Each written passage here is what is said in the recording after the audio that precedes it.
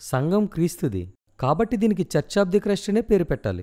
Paul, Peter, Luther ఇలా ఏవేవో పేర్లు పెట్టేస్తున్నారు. ఇది ఘోర పాపం.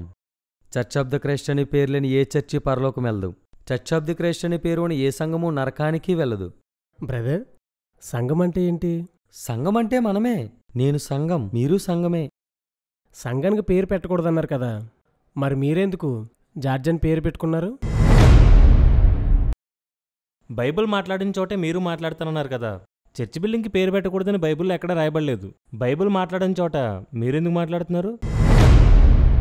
యెహోవా సాక్షులు కనుక తమ చర్చికి చర్చ్ ఆఫ్ ది క్రైస్ట్ అని పేరు మార్చుకుంటే వాళ్ళు కూడా పరలోకం వెళ్ళిపోతారా? వెళ్ళరు. ఎందుకు వెళ్ళరు? చర్చ్ ఆఫ్ ది క్రైస్ట్ అని పేరు పెట్టుకున్న వాళ్ళందరూ పరలోకం వెళ్ళిపోతారన్నారు కదా. అది రోమపత్రిక 16వ అధ్యాయం 10వ వచనంలో సంఘాన్ని క్రీస్తు యొక్క సంఘం అని పిలిచారు కాబట్టి అదే పేరు పెట్టాలంటున్నారు కదా.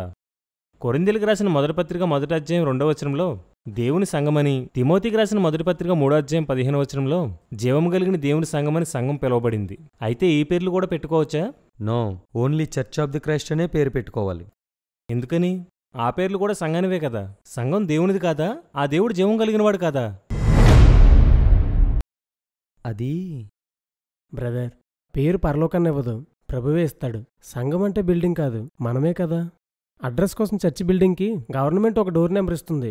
అలాగే అడ్రస్ కోసం మనం కూడా దానికి ఒక పేరు పెడతాం, అంతే. చర్చి బిల్డింగ్కి ఏ పేరు పెట్టినా ప్రతి క్రైస్తవుడు క్రీస్తు యొక్క సంఘమే. అందరిని ఆయనే కొనుక్కున్నాడు, అందరూ ఆయన వారమే. చాలా చోట్ల ఇదే సమస్య.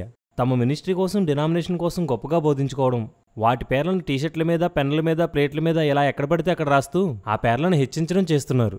తమకిన్ని బ్రాంచులున్నాయంటూ, ఇంతమంది వస్తున్నారంటూ, ఇంత చరిత్ర ఉందంటూ, ఇన్ని ఆస్తులున్నాయంటూ తమ మినిస్ట్రీలనే ప్రచారం చేసుకుంటున్నారు. విశ్వాసుల విశ్వాసాన్ని ప్రభువు మీద నుంచి పేర్ల మీదకి మారుస్తున్నారు.